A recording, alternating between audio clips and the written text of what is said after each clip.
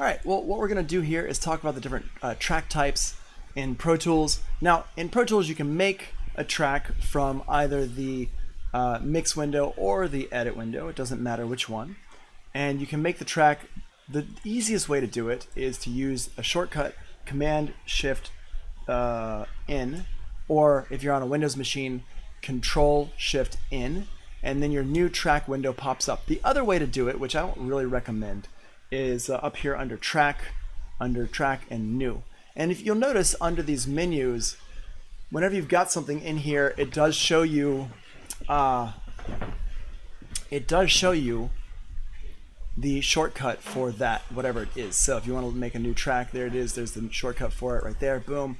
Now the other way you can make a new track, again, I recommend this sometimes, but you can also double click down here and it will make a new, I think it's just an audio track, but it might be the last track that you actually made. Let's see. Put an aux track down there. Yeah. So it'll create the last track type that you made. So again, that can be useful or not, depending on the situation. The best way to make tracks, in my opinion, is to use the shortcut. In this case, for Macintosh, for Apple computers, Command-Shift-N. There we go. Now, in here, we have a couple different options for things. So first of all, we have our channels, mono versus stereo. Again, mono is one channel, stereo is two channels. Whenever you're recording microphones, almost all the time, you're gonna be using mono.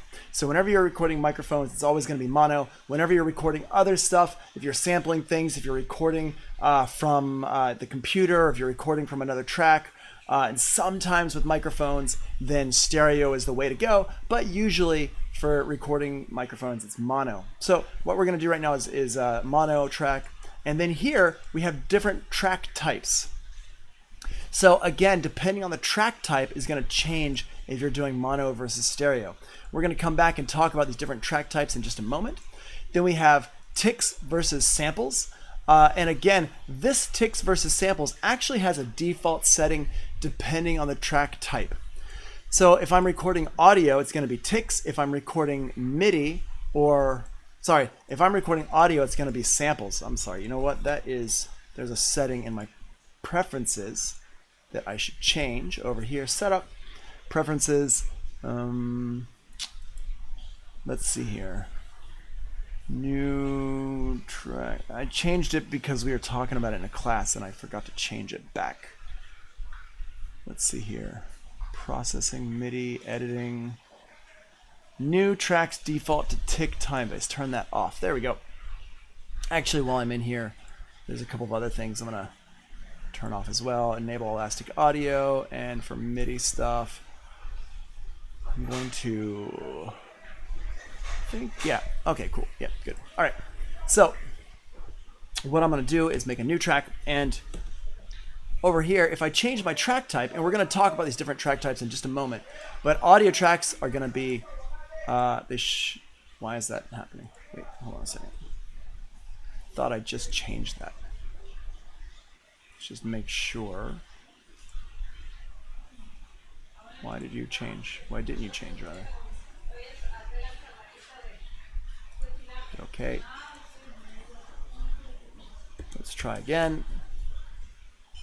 Oh, interesting. Huh. That is a glitch. Well, okay. That's weird. Take my word for it. On your computer, audio tracks will be in samples, and instrument aux tracks will be in samples, and then MIDI tracks and instrument tracks will be in ticks. Mine's not doing it right now because something is happening with my Pro Tools that's like a little bit wrong. But generally, this is like audio. Most of these are going to be samples. And what does samples versus ticks mean? Let's talk about that tomorrow. Let's not worry about that right now. We'll come back and talk about it. But just use the default for whatever your track is. Don't worry about setting it all to ticks or anything like that. So our different track types are right there. I'm not going to create anything right now. Now let's go back into our notes and just take a look at these different track types. So we have here a list audio, aux, MIDI, instrument, and master. These are all the important track types that you've got. And I would say that MIDI is probably the least important out of this group, because unless you have external synthesizers and keyboards, you're not really going to use MIDI at all. So you've got audio, aux, MIDI, instrument, and master. Audio is where you can record, edit, and play audio. Audio tracks use insert effects. You can change the audio on the track. You can run it through an EQ, you can run it through a compressor, something like that. You can record, edit, and play audio. Audio tracks are the most useful tracks that we have and especially if you're a recording engineer, you're going to be using audio tracks all the time. Below that are the aux tracks. Aux tracks are probably the second most useful tracks in Pro Tools, especially if you're a recording engineer or a mix engineer. You're going to be using aux tracks almost just as much as you use audio tracks. The thing is with aux tracks is they don't record audio. Aux tracks just pass audio through. So we can use them for a number of things, which we are going to talk about on different days, but they don't seem when you first see them, they don't seem quite as useful as an audio track. You might look at it and be like, well, it doesn't record audio, it doesn't play audio. What good is it for? Well, I'm here to tell you that they are super, super useful.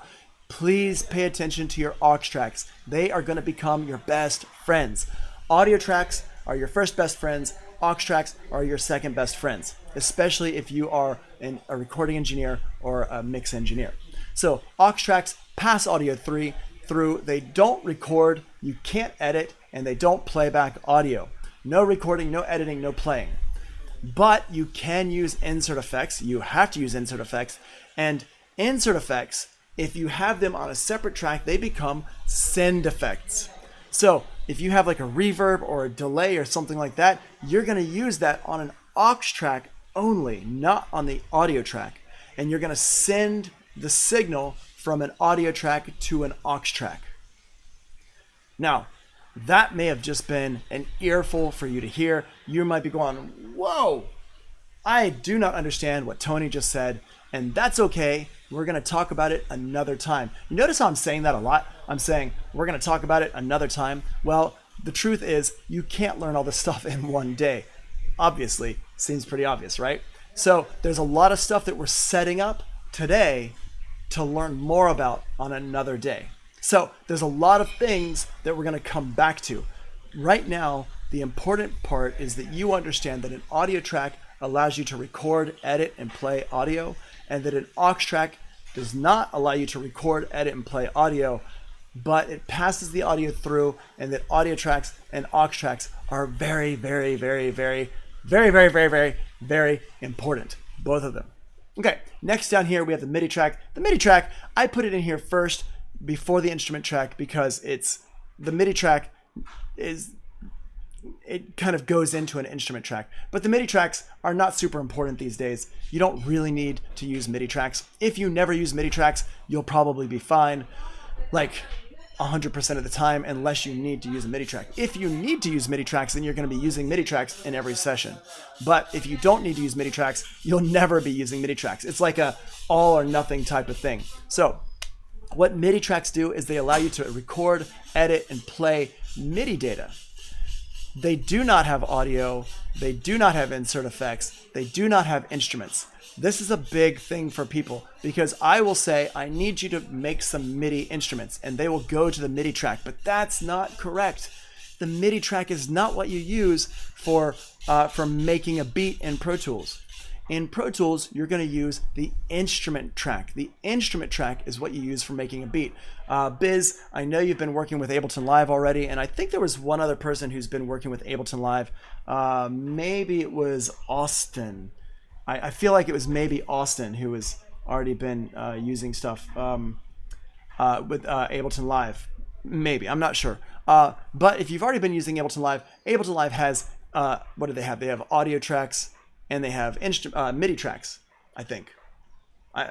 No, my mind just went blank on that. But the MIDI track in Ableton Live is different from the MIDI track in Pro Tools. And the MIDI track in Logic is actually almost exactly the same as the MIDI track in Pro Tools. So depending on what DAW you're using, you might be used to different terminology. Please forget that terminology, especially between Ableton Live and Pro Tools. They're very different programs. They work differently. They have different names for things. They're very different. Whereas Pro Tools and Logic are very similar. Everything you learn in Pro Tools, you can take over to Logic for the most part. Everything you learn in Ableton Live, everything you learn in Pro Tools, you can translate it to work in Ableton Live, but it's not a direct flow. They're a little bit different. So basically, MIDI tracks are there. Probably you're not going to use them. Instrument tracks. Now, instrument tracks, you are going to use instrument tracks. We are going to use instrument tracks all the time. When we're making music in Pro Tools, we are going to be using instrument tracks all the time. MIDI tracks, almost never. Instrument tracks all the time, okay? Instrument tracks, they start off like MIDI tracks. They allow you to record and edit and edit MIDI data. So you can record and edit MIDI data, but when you hit play, you're actually going to hear audio because the MIDI track, the instrument track, the instrument on that instrument track is creating audio. So you're recording and editing MIDI data, but you're playing back audio. Now, because you're doing it, this is actually a combination of MIDI and Aux Tracks. And actually, the original way that Pro Tools used instruments, software instruments, was you had to create a MIDI track, you had to create an Aux track, you had to connect the Aux track to the MIDI track to the instrument on the Aux track, and then you would play the MIDI track and it would play off of the Aux track. Does that sound confusing? Probably, right? Well, the reason why it sounds confusing is because it was confusing. It was a huge pain, and finally Pro Tools, after a couple of years of that, they were like, no more confusion. We're gonna make one track. It's called an instrument track, and the instrument track is going to combine MIDI and Aux into one new track, and so we can do everything on one track. And it was great, and the angels sang, and the birds jumped, and the cats flew, and everything was amazing. And instrument tracks. So on instrument tracks, you can use insert effects. When you hit play, the sound goes out, the MIDI goes into the instrument makes audio, the audio goes through an insert effect, and it changes the sound. Great. So audio tracks, super important. Aux tracks, super important. Instrument tracks, if you're producing in Pro Tools, super important. If you're a recording engineer or a mix engineer, the instrument tracks are probably not important at all. You're probably not really going to use them much at all. If you're doing ADR for picture or Foley for pictures or video games, you're really not going to use instrument tracks hardly ever unless you're using samples and samplers. Okay. Finally, we've got the master track. Now the master track, again, with if you're using Ableton Live, you don't have a master track. If you're using Logic, there is a master track, but it's already in there. In Pro Tools, you have to make the master track. Every single session should have a master track. Please always make a master track in your session. Please always have a master track. A master track is so important that it's actually worth some of the most points for your projects. When we talk about the projects and we talk about the grading system for the projects, that master track is worth the most points. Why? Because you always should have a master track. All the audio passes through a master track before going to the outside world, before getting to your speakers. So you need to have a master track. The master track is super important because it allows us to put our mastering effects on there, or any kind of last effects we want on the overall sound. And then it also allows us to make sure that we're not clipping or anything like that. Oh, Salik, what is up, my man? You were absent yesterday. Let's talk about that. And you are, what time is it now? It is 11:06, so you're an hour and a half absent here. I'll give you the benefit of the doubt and just put an hour down there. But we need to talk about that, and you got to make up that time. You got to make up that time, buddy. All right, so going back to this, the master tracks are super important. They're actually so important that you have them that it's worth a whole bunch of points on your project. So that's that. Now, How do we make these? Well, what we do is we Command Shift in or Control Shift in on a Windows machine, and it pulls this up here, and here's where your tracks are. Now, you might look at this and say, Tony, there's a lot more tracks than the ones we just talked about. And I will say to you, you are very observant. The routing folder and the basic folder are not things that we are going to talk about anytime soon, if at all. They're very new in Pro Tools, and they're very, very cool, but I actually recommend that you kind of use things a little bit more of the old-fashioned way, just because it helps you to understand general mixing, SSLs and Mackeys and stuff like that a little bit better if you don't use these folders. But they are cool. They're good for organization. They're good for routing. Down here we have a VCA Master. The VCA Master, we're not going to use that at all. We're not using VCA tracks at all. This module, if you want to learn about it, we can talk about it, but it's not something that I talk about with the general class. And then down here we have track presets, different presets that you can make if you want to pull up a track automatically. These are pretty cool, and it's nice to make your own presets. Mine doesn't have a folder for some reason. I'm not sure why. But these are pretty good if you need to use certain ones. They've got Air Instruments Bundle, Boom, DB33, Minigram, Structure Free, Vacuum, stuff like that. If you want to use these, you can. What it does, it just creates that track with some plugins on it or something like that. But I recommend not using these for right now. I recommend doing everything kind of the long way so that you know how to do this stuff and you get better at it. Oh, Joseph, you've been here the whole time. Why didn't you put your name in the chat? All right, I'm going to give you the benefit of the doubt, Joseph. But make sure you put that name in the chat, because otherwise it gets really confusing real fast, right? All right, so let's go back over here to Pro Tools. Where's my Pro Tools? There's my Pro Tools. Okay, so in here we can create a track. Basically, whenever you create a track, you want it to be, if it's an audio track, you want it to be mono. If it's an instrument track, you want it to be stereo, and you got to change that right there. You can create more tracks if you want. If I wanted to create like 3 instrument tracks, there we go. I can give it a name or whatever. If you have 3 of them, I don't actually know what that does. Over here, we have a plus button, and the plus button allows us to create another track at the same time, so you can stack tracks like this. So I can say I want to create, let's create a stereo aux track. If you're creating an aux track, you generally want it to be stereo. And let's make this a reverb track. So I'm going to give it a name right here and hit create. There we go, boom. And now it just created 3 stereo instrument tracks and a reverb track for me right there. Now, let's go into the notes here a little bit and say, how can we tell what these tracks are? The tracks have little symbols on them. They're right here in the mix window. This is an audio track. It looks like that. This is an aux track. It looks like that. This is a master fader. It looks like this. A VCA looks like this. A MIDI track looks like this. And an instrument track looks like this. And actually, the new ones are the folders. So let me just make these into a folder. Let's see here. Where's my folder? Track. Convert aux to routing folder. Move to new folder. Here we go. So I can make it a routing folder here like this. And let's just call this one group 1, boom. Now it becomes like this. It puts everything into this folder, and the folder track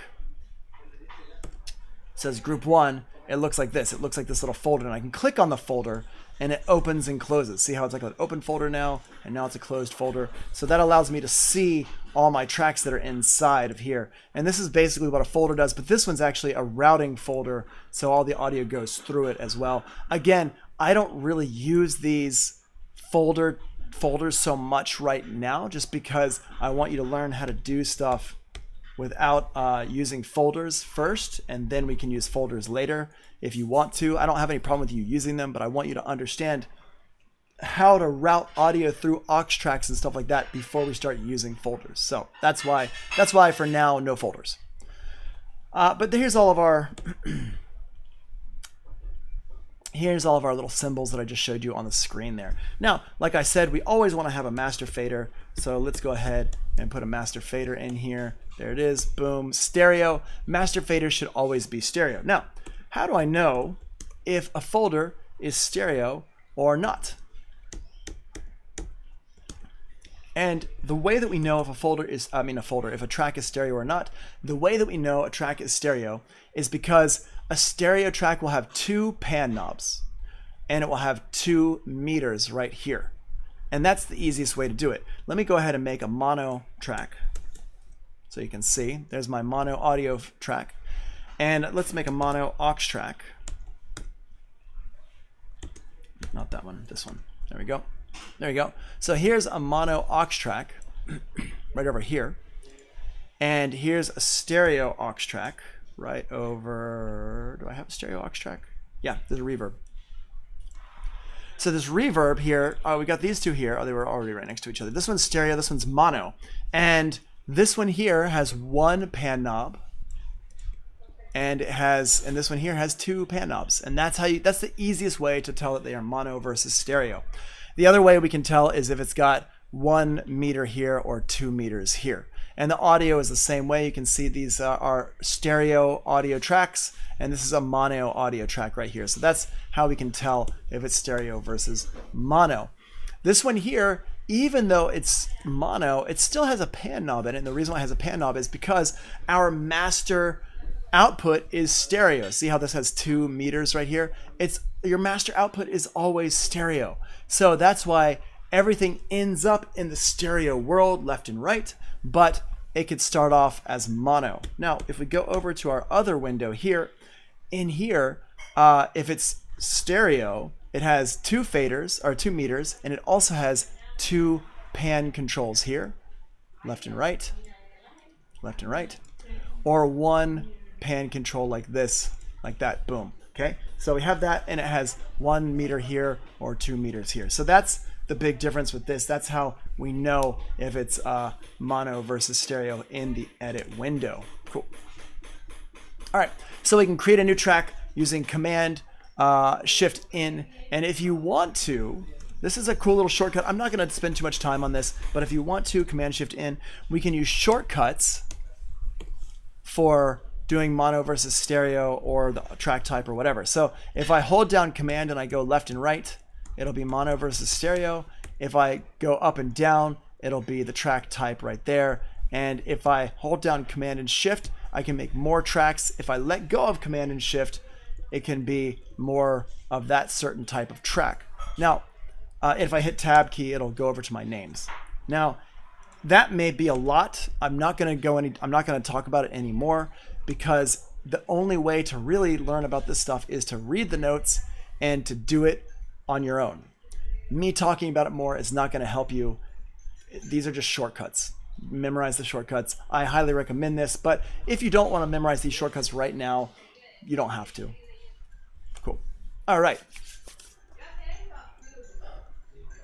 Let's talk about these clips. So the clips, we talked about them a little bit already. The clips are where we have they hold the information in Pro Tools. So for example, this is a audio clip, and you can see there's audio inside here. And I can take these clips and I can split it into 2 separate clips, boom. And if I do that, let's do auto created, here we go. If I split it into 2 separate clips, we can see it creates 2 different names over here. And if I take this one and I drag it over, I can make a copy of it, and I can make this one shorter. So it's making different names over here in my clip list. See how this is doing this? 1, 2, 3, 4, 5, 6.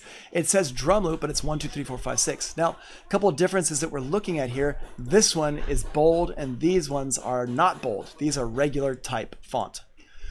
The difference is between the bold one and the regular fonts is that the bold ones are the actual recording, the original audio file on your computer. So this drum loop here started off from a WAV file. This one right here, this drum loop. Okay, but I have taken this drum loop and I have edited this drum loop and done some different stuff to it, made it different sizes and shapes and all that stuff, right?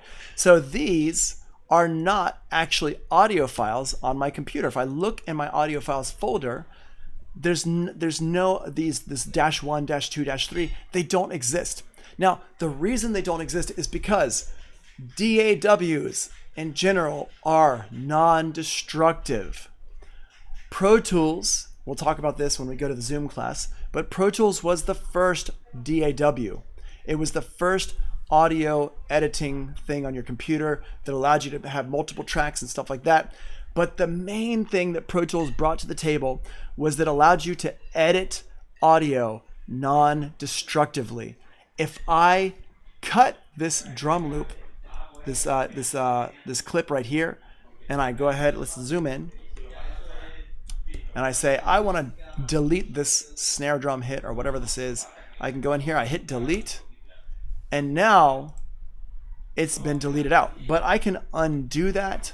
I can also drag this back like that, and you see how it now reveals that snare drum again? This is because it's non-destructive. It is not cutting up the original audio file. It is creating new audio files every time I make an edit. That is what we call non-destructive editing. And this is why Pro Tools is so famous and why DAWs are so famous and why we use computers for this stuff, is because this is a lot easier to edit and work with than working with tape. Tape is destructive. If I delete something off a tape, it's deleted. If I record over something on a tape, it's deleted. The original part is gone. It's now the new part. So this is the big deal. This is why we use Pro Tools. This is the main reason. It's because it's easier to use. Okay. So to that end, these clips over here on the right-hand side, these are all the little edits that I've made. Okay. That's what's going on right over here, are all these little edits. Okay. So this works for audio and MIDI the same. So this is audio right here. Let's go ahead and I'm going to make this into, we're going to listen to this real quick. I'm going to say you are like that, and you are, let's put a, well, what happened? I don't, not that. Hold on. There we go. Command I. Let's say you are 5-1. There we go. Boom. So my tempo is 90. Okay. Yeah. What? Yeah. Cool. All right. One thing you'll find is that I like to get funky up in the place to be. So you'll hear me hip hopping and stuff because I'm so good at it, and I feel like the world should be exposed to my melodious voice. Sure. All right. So we got in here. I'm gonna insert this instrument on here, and this is the vacuum instrument. This is one of the free instruments that you have that comes with it. I'm gonna go ahead and turn the volume down here a little bit.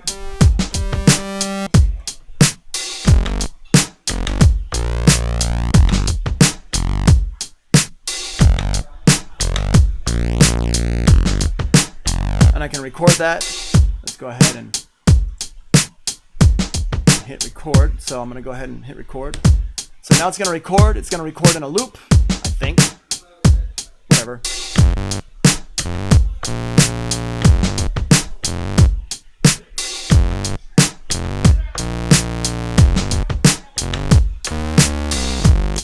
Okay, cool. So we got that in there, and I can take this. Let me go ahead and make that sound a little bit better there. Boop. Okay.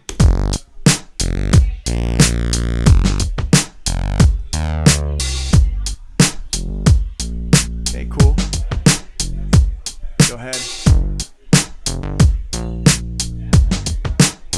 Cool. All right, so we got that there. I'm going to go ahead and edit this real quick. I'm going to go ahead and cut that. Boom. Move that over here. Drag that back like that. Let's go ahead and put those together. And now...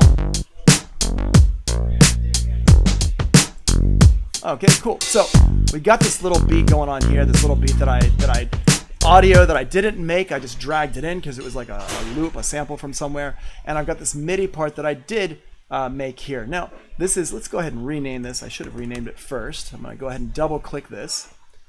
Whoops, wait, hold on a second. I'm going to go ahead and right click it and go to rename and rename it bass loop. I usually put like a little M before my MIDI track, so I know it's a MIDI thing. And I want to be able to see what the name is on here. So I go down here to clip, I go to view and go to clip view and put the name in here like that. Cool, so now I can see what my names are. Now, what we're gonna notice is if I go ahead and cut this in half, over here, I'm gonna go ahead and delete these, clear these out, remove them, great. Okay, so here's my MIDI clip. If I wanted to drag this in, I could drag it in from over here, and it drags in my MIDI clip. And same thing with my audio clip over here, the drum loop, it's right there. I could drag that in from over here, or I can hold down Option or Alt on a Windows machine and move it around. This is stuff we can do. If I go in here and I drag this over, you can see that it doesn't make a new clip over here because this clip and this clip are exactly the same, right? Same thing with this one here. If I drag this over, this clip and this clip are exactly the same. These two clips are exactly the same. So it's not making a new one here. Let me get rid of all these just so we can see these. Clear, remove. Okay, good. Okay, so now if I take this one and I chop it in half, I select it and I go Command E. Watch my clips list over here. Let me go ahead and zoom in and move up here. Zoom out just a little bit. There we go. So now you can see up here in the right-hand corner. I want you to watch the right-hand corner. I'm going to go over here. I'm going to hit Command E to separate the two clips, or to separate the one clip into two clips. Boom. Now it just made two new clips, -01 and -02. Same thing with this drum loop. If I go in here and I hit Command E on the drum loop 01 and drum loop 02. If I highlight this one, we can see that it's still highlighting my original audio file. And again, the original audio file is bold. My original MIDI clip is not bold because it's not on my computer somewhere. So this is how this works. If I click on this one, we're going to see 1 and 2 here. If I click on this one, we're going to see the original one and 1 and 2 here. If I go over here and I edit number 2, on either one of these, watch what happens. If I take this, I click it, and I make it smaller, it's going to keep number 2 like that. But if I were to take this one and make a copy of it,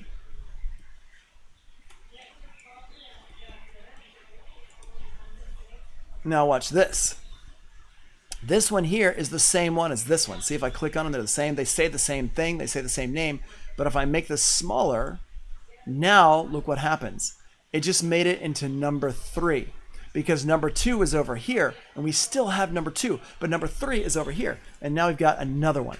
And the reason why I'm showing you this is because this will kind of help you to understand how this naming goes, and it will help you to see that any new thing you create, it becomes a new clip in your clip list. It's not going to overwrite the old clip. This is the same for MIDI and for audio. They work exactly the same. Now, what I can also do, let me go ahead and make this the same size.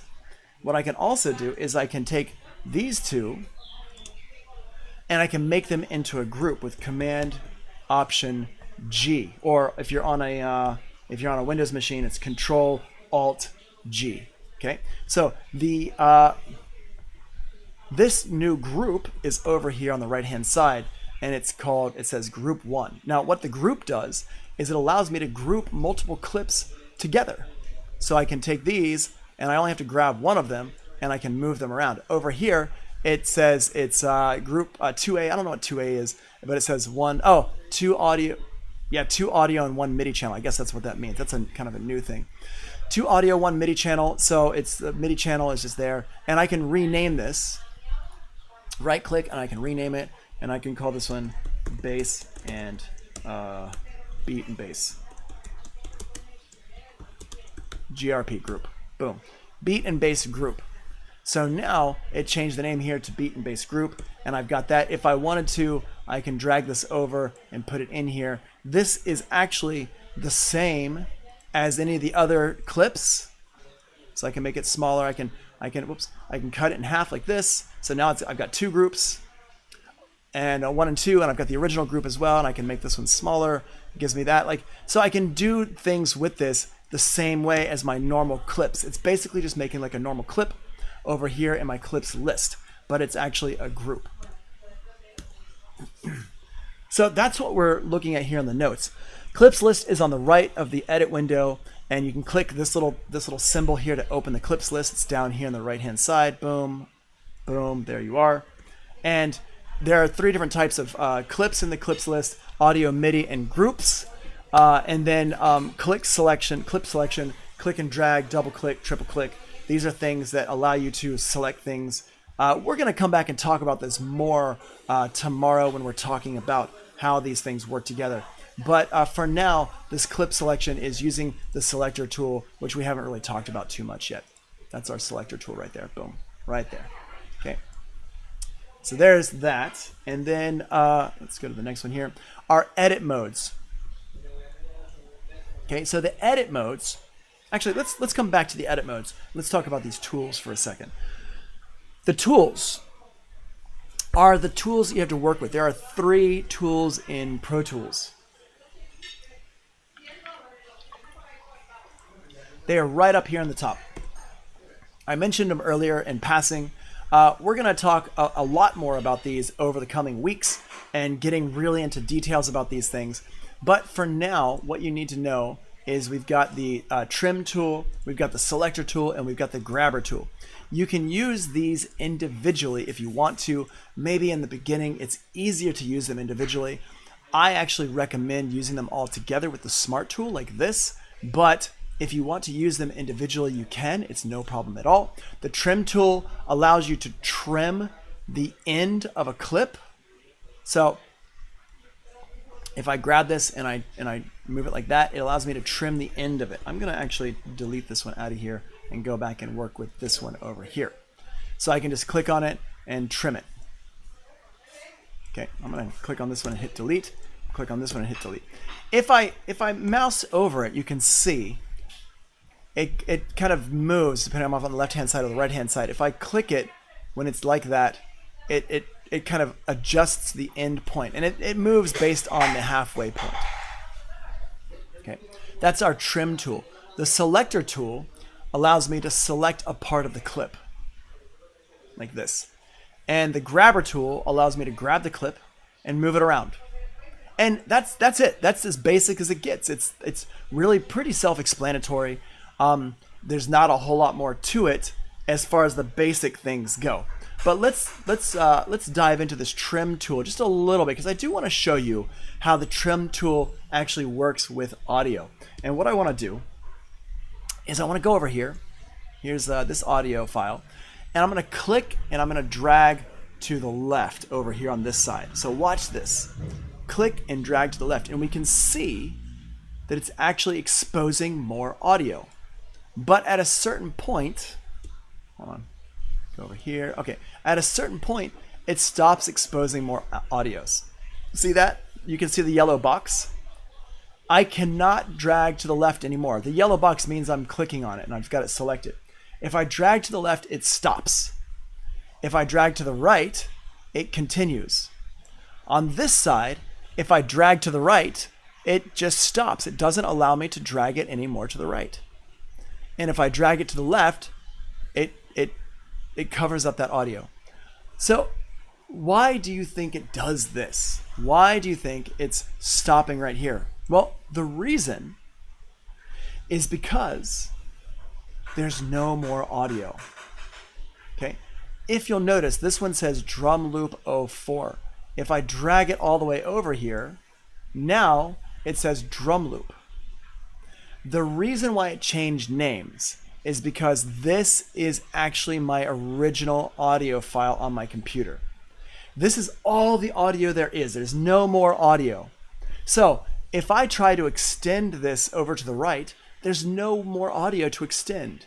The trim tool, basically all it's doing is it's just showing and hiding the audio.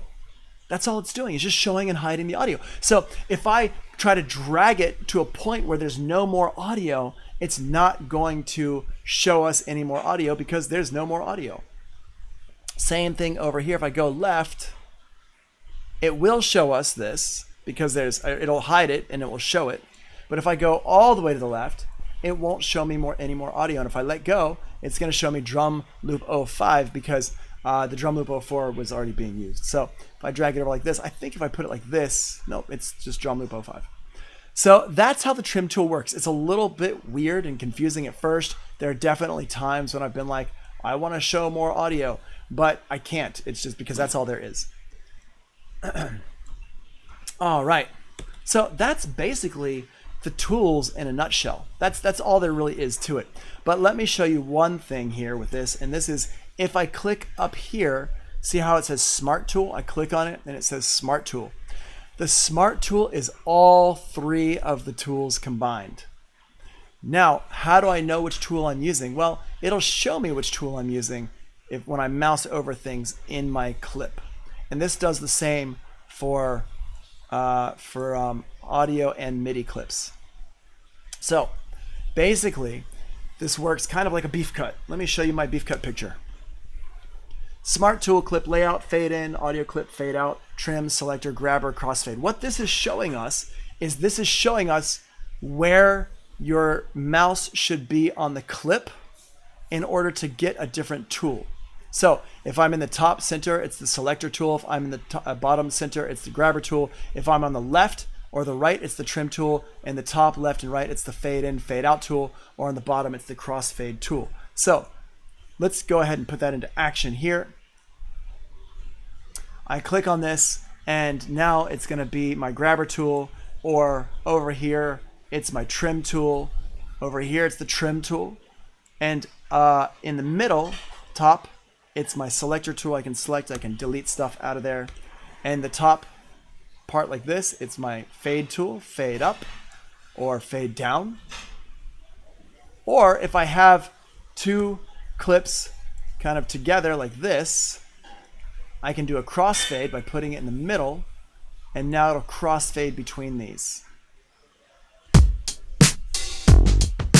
Like it's hard to tell because it's the same exact audio file. Let me grab a different audio file here and just throw it on here so I can show you what that does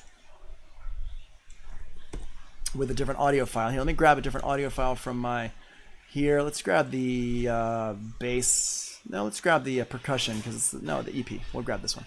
Drag it in because it's stereo. I'm going to drag the EP on here like this, and I'm going to adjust this. Now I can put these on top of each other like this, and I can crossfade. Now listen to it. I'm going to mute my bass.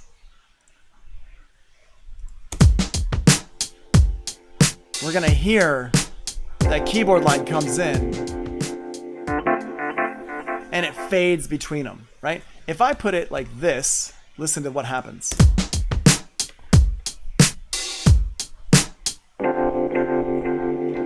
It just plays, right? So if I crossfade this one, if I do a fade down and a fade up, it's not going to crossfade.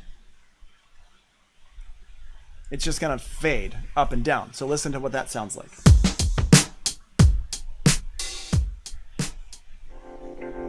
See how it gets softer and then it comes up? Well, this is called an audio fade, and I can adjust these. I can get rid of them by hitting delete, by clicking on it, hitting delete. I can do a crossfade, which actually crossfades between the two things. Here, the two audio files.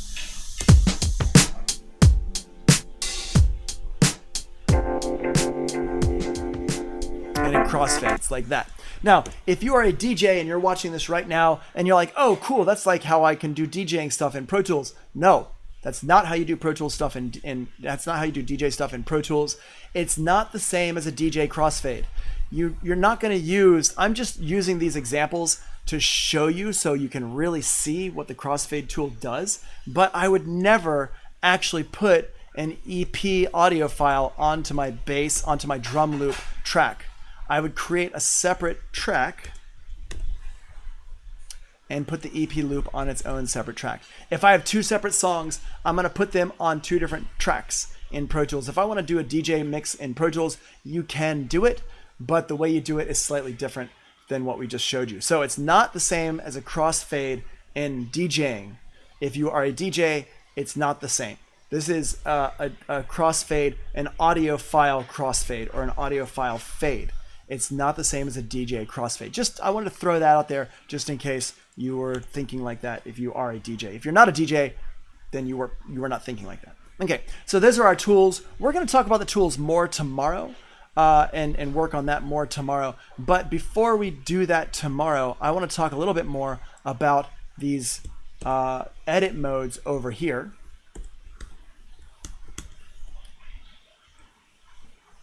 Right in here, the edit modes. There are 4 edit modes, and again, we're going to be talking about these all the whole module, we're going to be talking about edit modes. As long as we're talking about Pro Tools, we're talking about edit modes. There are 4 of them. And this is how you can move the audio around the screen in Pro Tools. There's shuffle, slip, spot, and grid. Shuffle, slip, spot, grid. And in the notes, you'll notice there's F keys here. There's F keys over here. These are the shortcuts, okay? So F6, F7, F8 are your tool shortcuts. And we'll talk more about them again. But in here, we have our edit modes. The edit modes have shuffle, slip, spot, and grid. Shuffle mode moves the clips together so there's no space between them. You're not going to use it very much. Slip mode turns off the grid. So it allows you to move the clip around freely on the screen, allows you to trim freely, allows you to edit freely without any kind of grid. This one you're going to use all the time. Spot mode, when you click on it, it's going to bring up a window so you can just put it in at a certain place. You're probably never going to use that one. And then grid mode locks the movement to a grid, and there are 2 versions of it, absolute and relative. Absolute is blue, relative is purple, and that adjusts how you can move it. So let's just take a look at these real quick. If I've got my clip here, you can see my grid right now is set to quarter notes.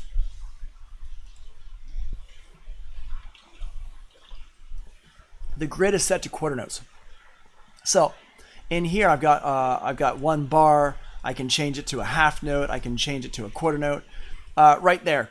And you can see the grid down here changes depending on what I've selected in my main grid mode up here. See how that changes? It's less grids, or if I put it in eighth notes, it's more grids. I'm going to keep it in quarter notes and have a quarter note grid there. If you don't see your grid lines, it's because either grid mode is turned off, you're in slip mode, but they should still be grayed out, or this button here has been turned off so there's no grid lines on the screen. I never turn that button off. I like to have that button on at all times, but up to you. Now, in grid mode, if I move it, it locks to that grid. See how it's moving and jerky? It's locking into each place. If I adjust my grid to a half note, it's an even bigger jump, right? That's what grid mode does.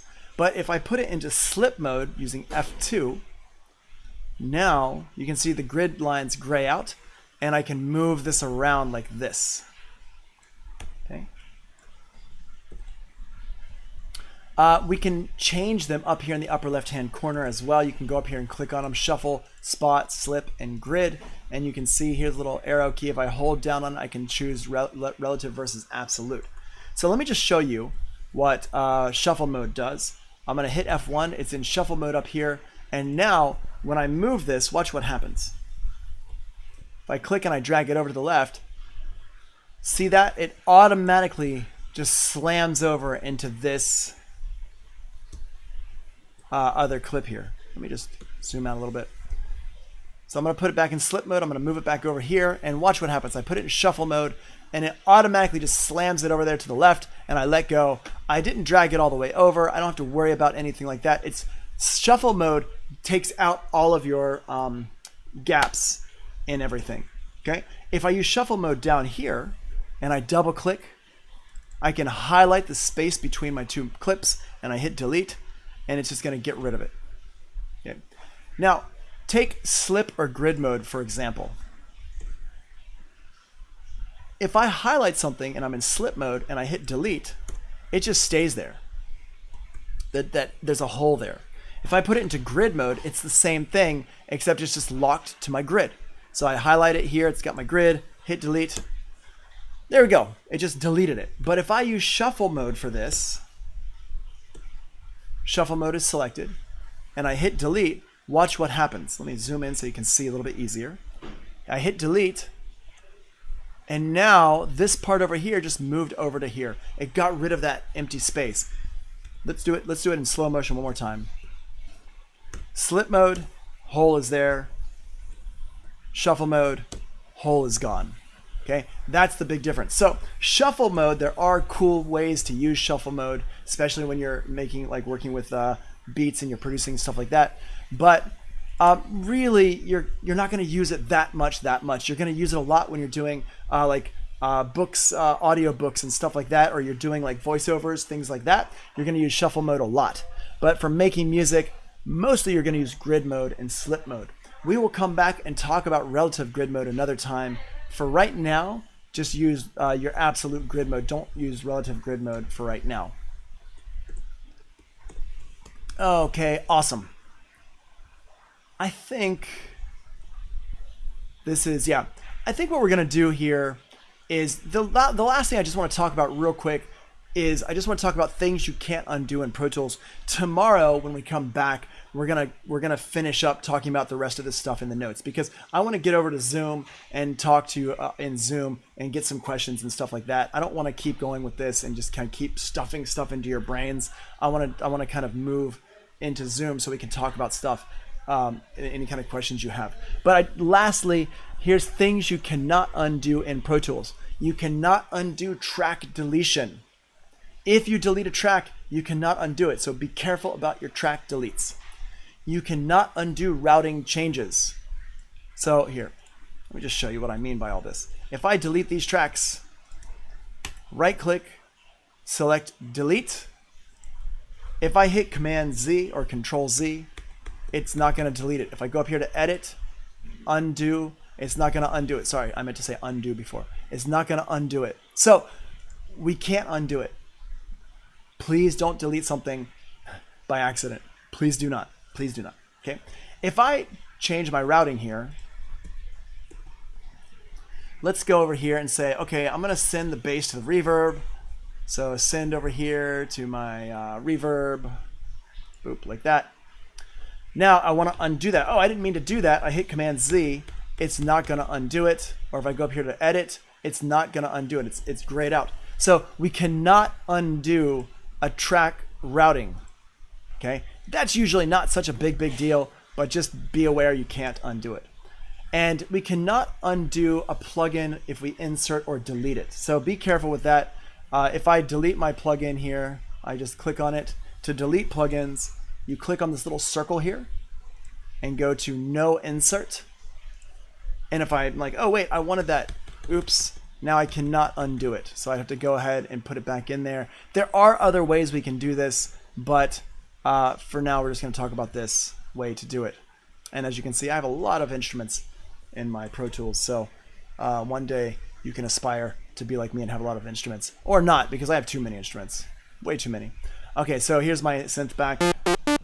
But I had done some editing to it.